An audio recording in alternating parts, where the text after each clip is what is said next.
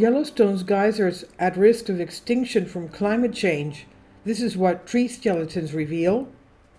In a warmer and drier climate, the groundwater that fuels Yellowstone's tallest active geyser could dwindle, resulting in less frequent eruptions and even extinctions.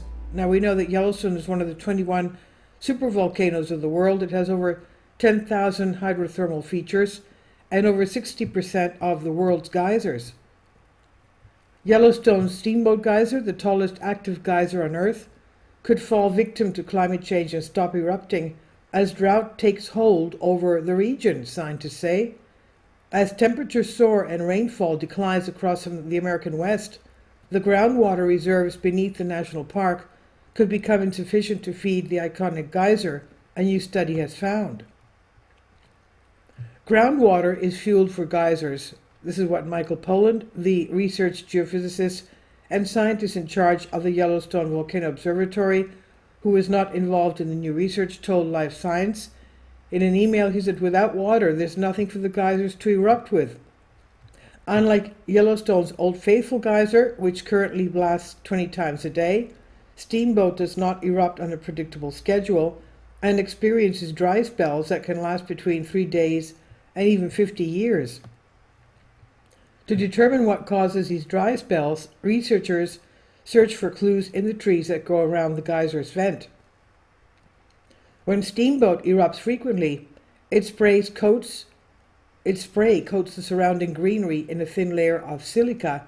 It's a mineral found in the volcanic rocks that form geysers. The silica showers choke trees that grow within 100 feet or 30 meters of the vent, providing a reliable record of Steamboat's past activity. Researchers wrote in the study published Tuesday, July 25th, in the journal Geochemical Geophysics Geosystems. Water that is erupting from the geyser is silica-rich, and when silica precipitates, it clogs pathways that allow the trees to respire, photosynthesize, and grow. This is what the study lead author, Shoal Hurwitz, research hydrologist with U.S. Geological Survey, said in a statement. The spray kills nearby trees and creates a protective barrier against bacteria and fungi that would otherwise decompose the wood, Hurwitz said. Trees at Yellowstone don't tend to survive beyond 300 years, he added, but the geyser's blasts can preserve their wood structure for centuries. The dead wooden structures that grew near the vent thereby embodied time intervals when Steamboat did not erupt, and when eruptions resumed, the silica-rich spray smothered and killed the trees. The researchers radiocarbon dated tree skeletons that were within 46 feet or 14 meters of the vent and detected 3 periods of growth. In the late 15th century, mid-17th century, and late 18th century, they then matched these periods with regional climate records and found that Steamboat's dry spells coincide with periods of drought. Even small changes in precipitation could affect the interval between eruptions, Hurwitz said. More water means more frequent eruptions, while less water means less frequent eruptions. The idea that drought may cause water shortages and starve geysers is not new, Poland said. Research published in 2020 in the journal Geophysical Research Letters suggests a severe drought in the 13th century may have shut down Yellowstone's Old Faithful for several decades. Changing weather patterns and temperature extremes linked to climate change could exacerbate these effects, Hurwitz said.